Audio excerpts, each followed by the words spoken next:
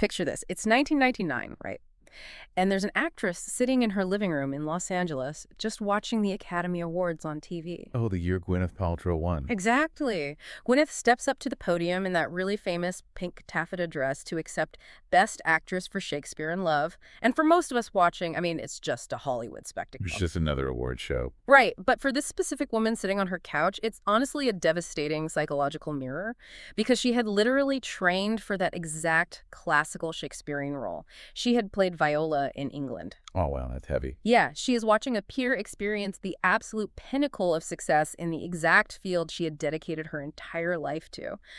And what she does the next morning tells us basically everything we need to know about self-worth. It really exposes those quiet, toxic ways we measure ourselves, doesn't it? It totally does, and it shows us how to actually break free from it.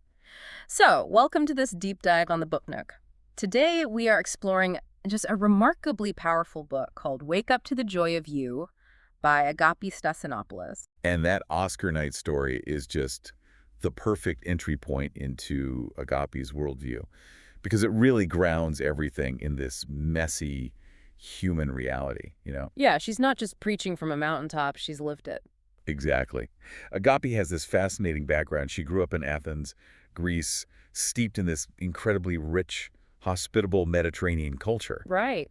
But then she completely plunges herself into the hyper-competitive world of the Royal Academy of Dramatic Art in London, RAD. Which is intense. I mean, that's top tier. Oh, it's the highest stakes imaginable. And she spent her formative years there literally studying the mechanics of how to be someone else. That's essentially what classical acting school is, right? Yeah, it's entirely about learning how to successfully embody a script written by a dead playwright. Right. You have to hit the emotional marks the director gives you and just contort your own psychology to get validation from a casting agent. Which is honestly a brilliant but kind of terrifying metaphor for how most of us live our daily lives, even if we've never set foot on a stage. Oh, totally. We're all performing. Right. So the book itself has 52 meditations for a year of growth. But our mission today is to extract the core psychological through lines for you, the listener. Yeah, we're going to look at how we constantly audition for our own lives and why we use other people's problems as an avoidance tactic. And what it actually means to take a sabbatical from the exhausting pursuit of happiness. But let's start with that RAD experience, because she realizes something really fundamental there. Well, she hits a wall of profound burnout. I mean, she's surrounded by generational talent, desperate toward trying to land these glorious parts. And when she doesn't get them, She just spirals. Every time she doesn't get a role, she falls into self-doubt and fear. And the psychological mechanism here is something we see constantly. like in corporate environments, right? Or academia. Even modern parenting. Yeah. When you're operating in this auditioning mindset, you are handing total jurisdiction over your self-worth to a third party. You're just outsourcing your value to whoever holds the clipboard. It's a complete surrender of agency. You basically walk into a room and say, please tell me I am good enough to exist in your narrative. Yeah, and so a rejection feels like an indictment of your actual humanity, not just a mismatch of skills. Why does it hit us so hard, though? Like biologically? Because the brain doesn't easily distinguish between social rejection and physical danger. Like in our evolutionary history, being rejected by the tribe meant you were cast out into the wilderness to die. Wow, so it's primal. Completely primal. When a casting director says no, or a boss passes you over for a promotion, your amygdala, the brain's threat detection center, fires off the exact same alarm bells as if you were being chased by a predator. That makes so much sense. But Agapi has this breakthrough where she realizes the entire game is rigged, right? Yes. She has this epiphany that she was not put on this earth to play Viola in Twelfth Night. The universe had assigned her exactly one role, and that was to play the part of Agapi. Which sounds incredibly simple on the surface. Like, just play yourself. It's the kind of advice you'd see cross-stitched on a pillow, you know? Oh, totally. A very Instagram-friendly quote. Right. But she argues that playing yourself is actually the most rigorous, demanding role you could possibly take on because there is no script. You have to write it as you go. Mm-hmm. And the thing is, we hate not having a script. We really do. The human brain is a prediction machine. It craves certainty. So we would rather play a miserable, predictable role in someone else's play than face the terrifying freedom of a blank page. So we audition for the script our parents wrote for us, or our socioeconomic class, or our peers. Exactly. But Agapi takes this a step further. She argues that when you finally put down everyone else's script and write your own, you aren't actually facing that blank page alone. Right, she talks about having invisible co-writers and co-directors. Yes, she brings in this concept of spirit or grace or divine intelligence, but there's a massive caveat here. They don't force their way into the room, right? You have to invite them. Exactly. They won't hijack your typewriter. You have to consciously ask for the help. And even from a purely psychological standpoint, whether you view this as literal spirit or just tapping into your own subconscious intuition, the mechanism is the same.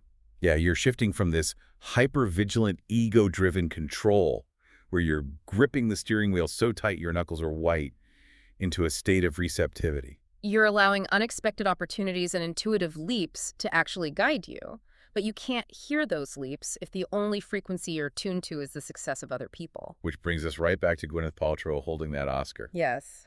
Agapi's sitting there watching a peer achieve the ultimate validation, and she admits she felt this intense physical knot of jealousy. She looks at the TV and thinks, why not me? It's so brave of her to admit that, because jealousy is just the ugliest emotion, so the one we try to hide at all costs. Oh, absolutely. But it's so universally human. I think sociologists call this relative deprivation, right? That's right. We don't really get jealous of abstract billionaires or historical figures. We measure our success against our immediate peer group. The people who are just adjacent enough that their success feels like a spotlight on our failure. Exactly. Agapi saw Gwyneth holding that statue, and because they were in the same domain, she felt like her own light was being extinguished by Gwyneth's incandescence. I always think of it like visual focus. Like if you stare directly at a dim star at night, the photoreceptors in your eye actually wash it out. You can only see it in your periphery. Oh, that's a great analogy. Right. When we stare directly at someone else's blinding success, it completely washes out our ability to see our own path. But I do have to challenge this premise a bit. Oh, fair. It's easy for us to sit in a studio and philosophize about playing your own role and ignoring comparisons. But how does a normal person actually do that when society literally hands the Gwyneth Paltrows a gold statue? It's a fair question. I mean, the culture clearly values the person on the stage more than the person on the couch. So how do you feed your own self-worth when every external metric points the other way? Well, that is the exact crisis Agapi faced the morning after the Oscars. She woke up feeling totally hollowed out. But she used a cognitive override based on what she was actually working on at the time. Or a book about the Greek goddesses, right? Yes, she was struggling to write conversations with the goddesses. And she realized something profound. The goddesses in Greek mythology never, ever compared themselves to one another. Okay, unpack that for us. So Athena is the goddess of wisdom and strategic warfare. Aphrodite is the goddess of love and beauty. Athena never looks at Aphrodite and thinks, I need to soften up and be more seductive. And Aphrodite never puts on a breastplate and tries to lead an army. Exactly. They fully, unapologetically inhabit their own distinct archetypes. They don't experience relative deprivation because they aren't playing the same game. That is so powerful. So she applied that to herself. She had to apply it to her own neurology. She uses that Cherokee parable of the two wolves fighting inside the mind. The bad wolf of jealousy and scarcity and the good wolf of joy and uniqueness. Right, and the one that wins is the one you feed. In neuroscience, this is just neuroplasticity and attention. The brain has a negativity bias, so it automatically feeds the wolf of jealousy to protect your status. So Agapi had to use her prefrontal cortex to deliberately override that amygdala response. Yes, she had to literally look in the mirror and declare, Gwyneth got that part, she won. Yeah. But I have my own Greekness, my own path. Because if she spent her cognitive energy wishing she was Gwyneth, she was literally starving the neural pathways that made her Agapi. Beautifully said. It's like wearing someone else's definition of success is like wearing a bespoke suit tailored for a totally different body. Oh, I love that. It might be Italian silk, it might cost a fortune, but the shoulders will sag, the sleeves are too long, and you're just going to look and feel ridiculous. And you can't move in it. Exactly.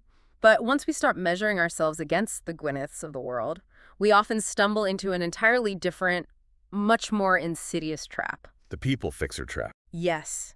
We stop trying to be other people, and we start trying to fix them instead. And this is honestly the most confrontational section of the book. It really is. Agapi asks this diagnostic question that I think should be taught in every psychology class. She asks, do you believe you are only allowed to be happy if the people around you are happy? If you are driving right now or doing the dishes, I really hope you pause and let that sink in.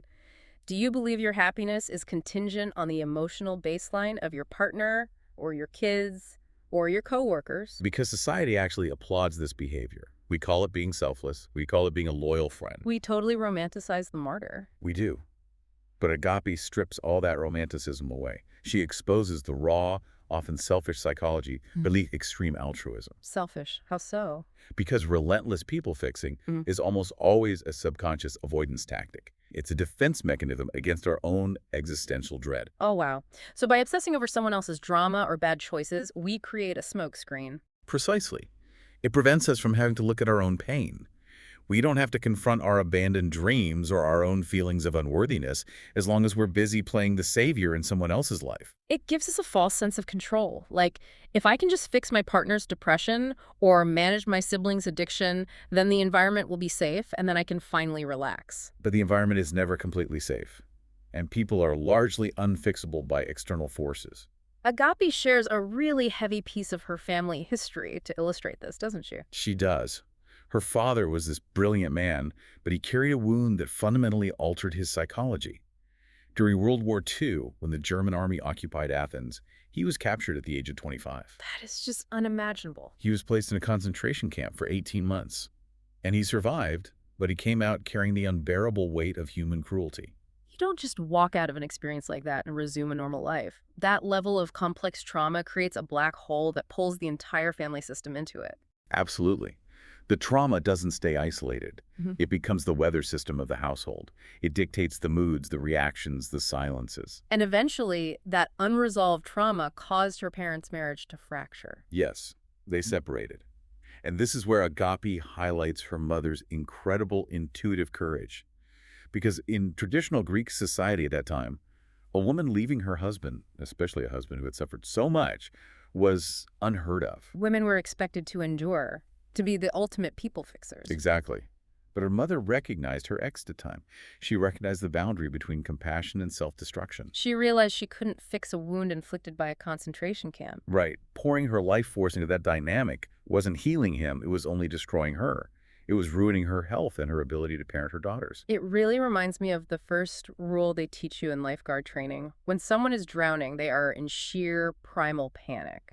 If you just swim directly up to them, their survival instinct overrides everything. They will physically climb on top of your head to get above water and push you under. You both drown. That's a terrifying visual, but so accurate. A trained lifeguard approaches with a flotation device, or from behind, keeping a strict boundary. But it brings up a thorny ethical question. Let's hear it. How do we actually distinguish between genuinely being of serving others, which is a good thing, and this toxic people-fixing that drags us underwater? Where is that line? The line is drawn by emotional contagion and energetic sovereignty. True service-healthy altruism leaves you feeling energized, or at least clean and purposeful. You're offering tools, not carrying the person. Exactly. Yeah. Toxic people-fixing drains you. It breeds deep resentment. It leaves you feeling exhausted because you're trying to manipulate an outcome you don't control. Do you have a more everyday example of this? Yeah, Agapi uses a great one. Imagine you share a really exciting idea at dinner, and your partner just dismisses it. They call it foolish, or they just ignore you. The natural reaction is to get defensive or spend the next 3 hours trying to fix their mood so they validate the idea. Right. You start this covert operation to alter their internal state. But Agapi notes, this is a fundamental violation of the serenity prayer. Having the wisdom to accept the things you cannot change. You cannot change their reaction. And by trying to fix them, you're bleeding out your own energy.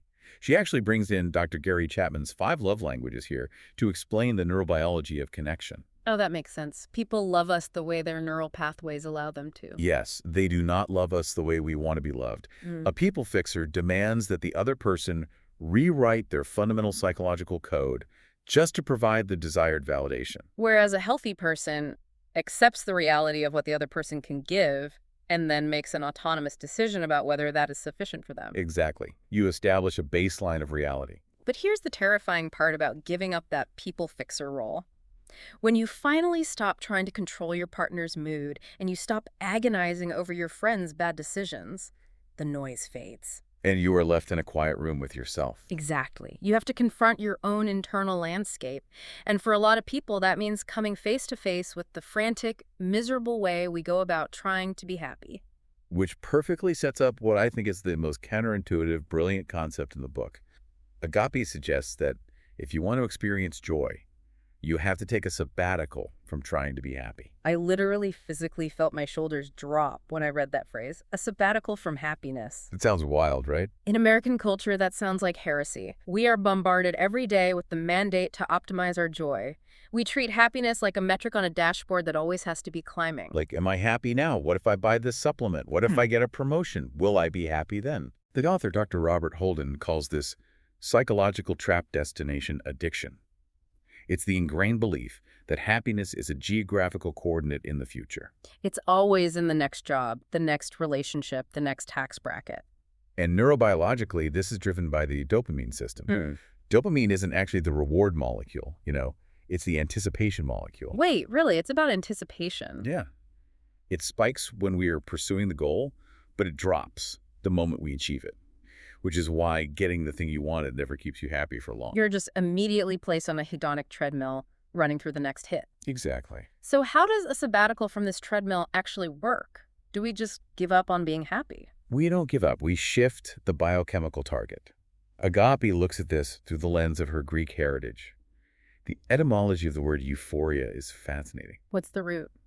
The Greek root is euphoros. It doesn't mean a destination, and it doesn't mean a sudden spike of pleasure. It literally translates to the bearer of goodness. The bearer of goodness. Wow. That completely rewires the paradigm. It flips the entire equation from extraction to emanation. The pursuit of happiness is extractive. Yeah. You're trying to wring joy out of the external world. But being euphoros is emanative. Yes. Instead of asking, what can this moment give me to make me happy? You ask, how can I bear goodness into this moment? It's an active state of radical generosity. Exactly. When you focus entirely on generating goodness, creating art, helping a neighbor, or just bringing calm to a chaotic meeting, you shift from the dopamine pathways of anticipation to the serotonin and oxytocin pathways of contentment and connection. So happiness naturally arises as a byproduct. You stop hunting the butterfly and you start planting the garden. That is a gorgeous way to put it. But the major obstacle to planting that garden is our absolute refusal to embrace the messy, uncomfortable reality of our actual emotions. Absolutely. Agapi makes a sharp contrast between American culture and Greek culture here. In America, when someone asks how you are, the default script is just a robotic, I'm fine. It's culturally enforced toxic positivity. We gloss over everything. But in Greek culture, fine isn't really a recognized emotional state. Not at all. Yeah. If you ask a Greek person how they're doing, they will give you the full, unvarnished spectrum. They'll say they are ecstatic about a meal, or in the depths of despair, or enraged about politics. They embrace the entire human emotional bandwidth. And there's a profound psychological safety in that. We have this collective delusion in Western culture that we can selectively numb our emotions. Like taking a local anesthetic to the sadness and grief, but leaving the joy intact. Right. But the nervous system doesn't operate with a scalpel. It operates with a sledgehammer. Dr. Brené Brown talks about this a lot. You cannot selectively numb emotion. If you numb the dark, you numb the light. The same neural pathways that process profound grief are intimately connected to the pathways that process profound joy. The insula and anterior cingulate cortex don't just shut off the bad stuff. Right. If you sidestep your sadness, you put a hard ceiling on your capacity for joy. Yeah. You end up living in this gray, muted, I'm fine purgatory. I love how Agapi illustrates the power of embracing the negative with that story about Larry David. Oh, the Seinfeld story. Yes. It's the ultimate shortcut to joy. Early in the development of Seinfeld, Larry David received a brutal rejection letter from an executive. And it basically said the show was about nothing, the characters were unlikable, and it had zero potential to succeed. Most people would burn a letter like that or hide it in a drawer out of deep shame. But Larry David framed it and hung it in his bathroom. He put it right next to the toilet. It's such a brilliant subversion of failure. Instead of letting it be a source of secret shame, he dragged it into the light. He neutralized its power by mocking it every single day. He accepted the rejection fully and found the absurdity in it. But this leads me to a critical point of friction. I get the concept of taking a sabbatical from happiness and not numbing the pain. But does acceptance mean capitulation? What do you mean? Like, if you accept that your marriage is miserable or your job is crushing your soul, aren't you just settling? Does a sabbatical from happiness mean you just lay down in the mud and say, well, I guess this is my life now? That is the most common and dangerous misconception about acceptance. People confuse acceptance with resignation. Okay, what's the difference? Agapi uses a framework from her spiritual teacher, John Roger, to delineate the two. Resignation is a passive, defeated state. It says, I am in the mud, I will always be in the mud, there is no point in trying to stand up. And acceptance. Acceptance is a highly attentive, aggressively active state of mind. It is the courage to look at the mud, acknowledge its depth, its temperature, and the fact that you are currently sinking in it without flinching and without judging yourself. It's like turning on your GPS. You can't chart a route to a new destination if the GPS doesn't have an accurate lock on your current location. Exactly. If you keep telling the GPS, I'm fine, I'm already at the beach, it can't give you directions out of the swamp. Precisely. Accepting that you are heartbroken or unfulfilled or angry provides the necessary friction to push off against. It's solid ground. If you're constantly denying reality through toxic positivity or chasing a dopamine high to forget the mud, you have no leverage. You can't make a sustainable change because you refuse to admit where the change needs to start. Which brings us to the most brutal, brilliant metaphor in the entire book. Yes, this part is amazing. Once we stop frantically chasing happiness and accept our coordinates, we have to look at how we normally try to fix our problems. Agapi quotes a friend who gave her this devastatingly accurate observation. She said, you take the sequins from the left side of your dress and put them on the right, thinking that things will be different. Let that sink in for a second. You take the sequins from the left side of your dress and put them on the right, thinking that things will be different. It is poetry, but it is also a precise diagnosis of external attribution error. We inherently believe that the source of our discontent is located outside of ourselves. In addiction recovery, they call this the geographic cure, right? Yes.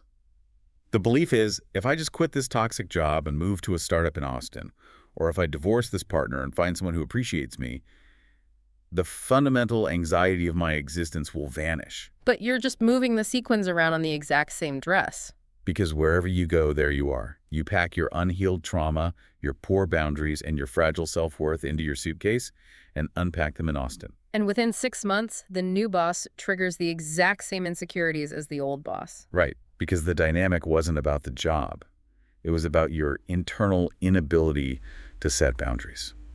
If you are avoiding the primary relationship with yourself, no amount of external rearrangement is going to stabilize you. You have to stop relinquishing your inner authority to the external world. And how do we build that inner authority? Well, Agapi shares that her mother was an absolute master at cultivating this in her kids. Whenever Agapi or her sister would come to her in a panic asking for life advice, her mother wouldn't swoop in and play the people fixer. She wouldn't just give them the answer. Nope. She would say, darling, let it marinate. The answers will come. That is an incredible act of maternal restraint. It really is. Yeah. By refusing to hand them a prepackaged solution, she forced them to build their own internal muscles of discernment. And neurologically, letting it marinate activates the brain's default mode network, doesn't it? Exactly.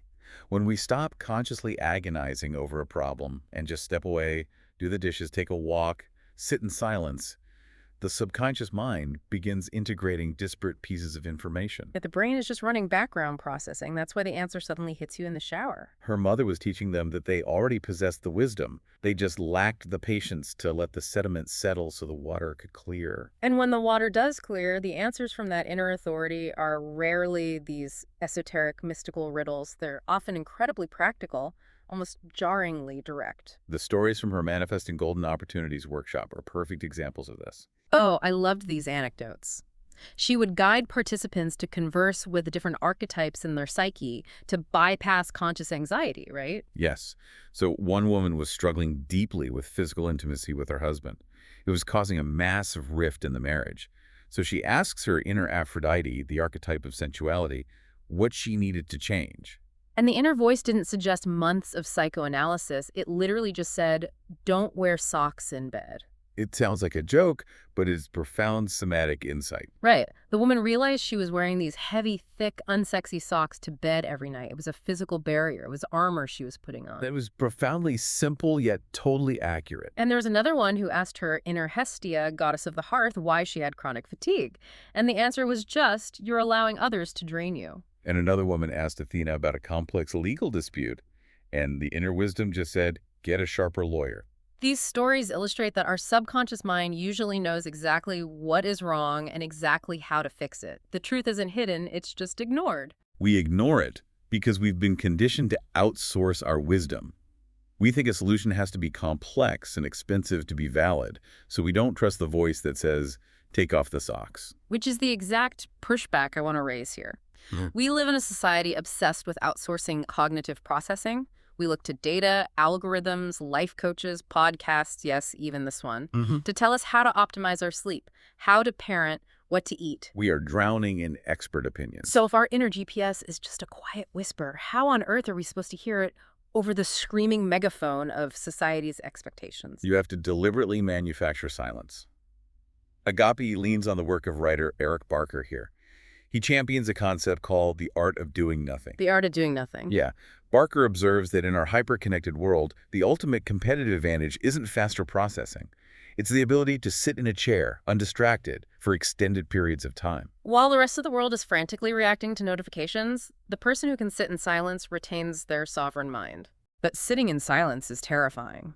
If I sit in a chair with no phone and no podcast, my brain immediately starts cataloging every embarrassing thing I did in 2014. Of course it does, because you're finally allowing the mental debris to surface. Agapi suggests starting with just 5 to 10 minutes a day of absolute nothingness. No inputs at all. Just sit back and let the brain download the day, Yeah. upload the emotional residue, send the junk to the trash, and reboot the system. And it's in that manufactured silence that you begin to cultivate what she calls the inner lover. The inner lover. That is a massive shift in how we relate to ourselves. It is the absolute antidote to the inner critic.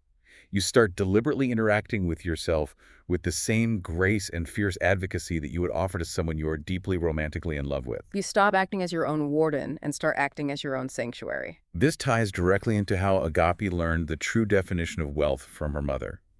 Growing up in a tiny apartment, her mother taught her that money is just a functional symbol. You can have millions in the bank and be entirely impoverished internally if you hate the person you're alone with. True wealth is having a thirst for knowledge, cultivating resonant friendships, identifying your unique talents, and having the psychological freedom to express them without fear. When you have that internal fortress, the megaphone of society just sounds like distant traffic. Exactly. And this is where the book transitions from internal psychology to external reality. Because when you finally start listening to that inner authority, it actually alters the trajectory of your life. Which brings us to the final major theme, the master manifester and the power of the apple. And we have to tread carefully here because the word manifesting has been deeply corrupted by the modern self-help industry. Oh, heavily corrupted. It's been reduced to magical thinking. Like if you just sit on your couch, vibrate at a high frequency, and visualize a Ferrari, the universe acts as a cosmic Amazon Prime and drops it in your driveway. Exactly. But Agapi's framework is infinitely more grounded in psychological and behavioral realities. She argues that true manifestation requires two massive paradigm shifts. First, you have to somatically experience the reality you want before it arrives. And second, you have to completely eradicate the mentality of what can I extract from the world? And replace it with, what can I offer the world? Let's break down that second point first, because it is revolutionary. She roots this in the ancient tradition of Greek hospitality philoxenia. Which translates to friend to the stranger. Right. In Greek culture, there is this profound obligation to offer whatever you have to a guest freely, without calculating the return on investment. By offering what you have, you're fundamentally rewiring your brain's perception of scarcity. Yes, you are signaling to your own nervous system and to the environment that you exist in a state of abundance. You're saying, I have enough to share, therefore I am safe. As she writes, service has no ego. When you're focused on what you can give, you step out of the grasping, lack-driven ego and enter a state of flow. The stories she uses for these principles are just remarkable. Let's start with the Cambridge story, which perfectly explains the concept of experiencing reality before it arrives. Right, so when Agapi and her sister were young, they were living in a tiny, cramped apartment in Athens.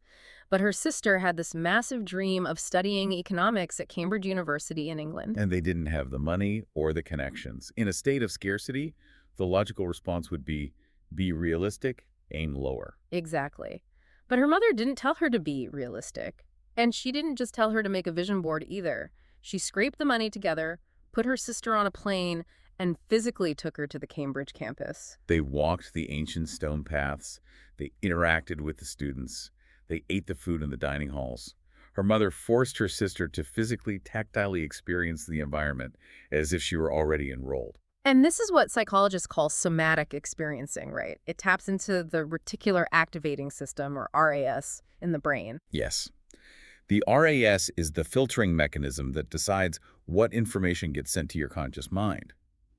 By physically being at Cambridge, smelling the air, feeling the stones, she was building complex neural pathways associated with that reality. Because the brain literally cannot distinguish between a vividly experienced visualization and a current reality. Exactly.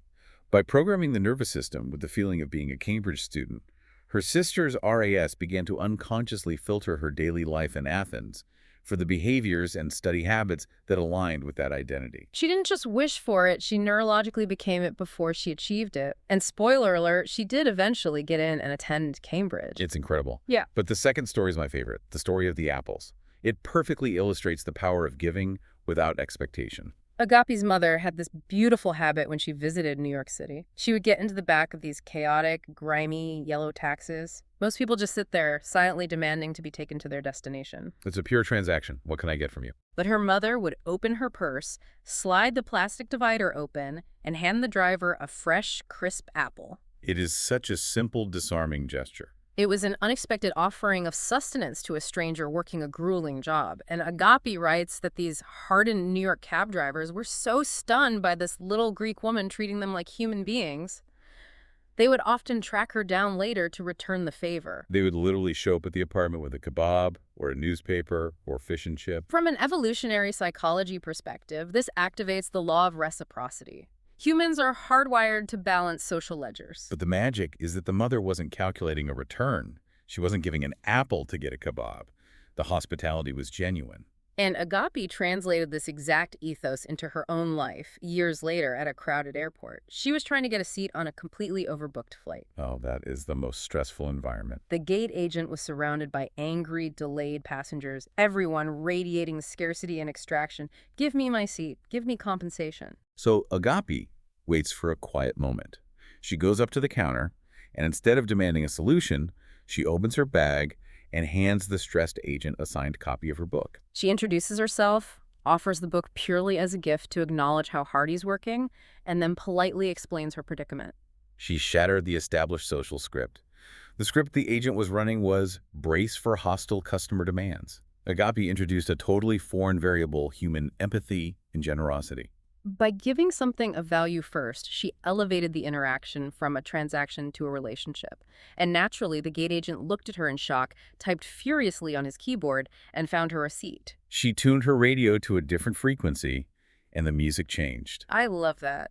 I often think of manifestation not as a magic wand, but as tuning an old analog radio. You can't hear the jazz station if your dial is stuck on the heavy metal frequency. Exactly. You have to align your actions and your somatic state with the reality you want. But I do have to bring up a significant concern here. Is there a danger that this concept of manifesting becomes just another weapon we use to beat ourselves up when things go wrong? The toxic side of manifestation culture says that if your business fails or you get a terrible illness, it's your own fault. You didn't vibrate high enough. Right. You manifested the cancer with negative thoughts. How do we avoid falling into that victim-blaming trap? That is the most destructive aspect of the modern manifestation movement.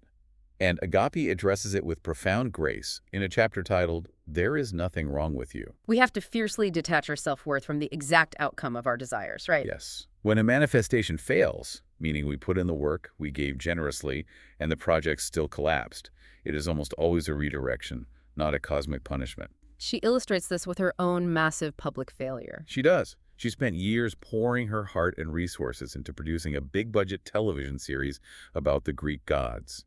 She wanted to bring these archetypes to the masses. She did everything right, and the project completely fell apart. The funding vanished. The doors closed. In the toxic manifestation paradigm, she should have felt intense shame, believed her energy was flawed. But instead, she stepped back and examined the core mechanism of the desire. The goal wasn't just to be on television. The goal was to share the transformative power of these stories to uplift people. So because the TV series was blocked, she was forced to pivot. And that pivot led her to write and perform a wildly successful one-woman theatrical show that toured the world and eventually led to her career as an author. The failure of the TV show wasn't a punishment. It was the necessary birth canal for her true calling. She quotes the poet Rumi to capture this philosophy.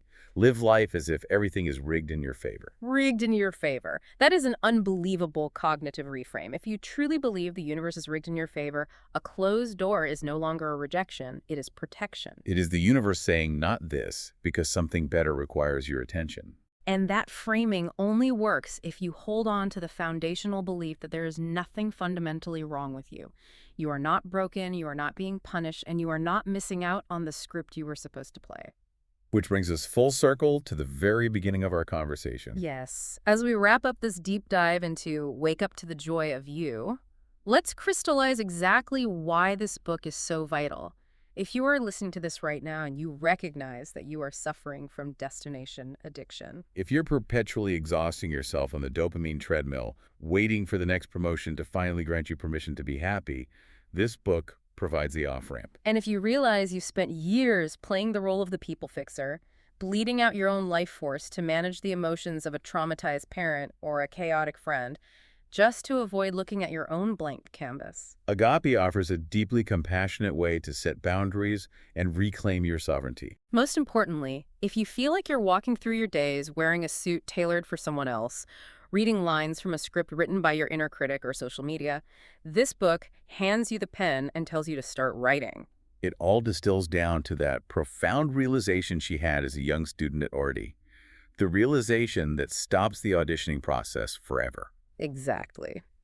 So we want to leave you with a final provocative thought to mull over today, something to carry with you as you navigate the rest of your week. Agapi reminds us with absolute clarity that no one on this planet was assigned to be the Dalai Lama or Oprah or Gwyneth Paltrow except them. Those roles are permanently cast. You are uniquely, singularly, and exclusively assigned to be you. So, if you truly are the sole writer, the sole director, and the absolute star of your own magnificent universal play, what completely new, wildly unscripted scene are you going to write for yourself tomorrow morning? It's the ultimate question of agency. What happens when you stop waiting for a casting director to call your name and you simply walk onto the stage and speak your own truth? We hope you find the courage to find out. Thank you so much for sitting down with us today. If this deep dive sparked something in you, if it shifted your perspective even slightly, please hit that subscribe button so you never miss a conversation here on the Book Nook. We are building such a vibrant, curious community of growth-minded people, and we truly want you to be a vital part of it. It is an absolute privilege to chart these psychological maps alongside all of you. And we want to hear from you. Drop a comment below and tell us which book you'd like us to explore next. We read every single one. Until next time, take care of yourselves, stop rearranging the sequins, and remember to play your own part.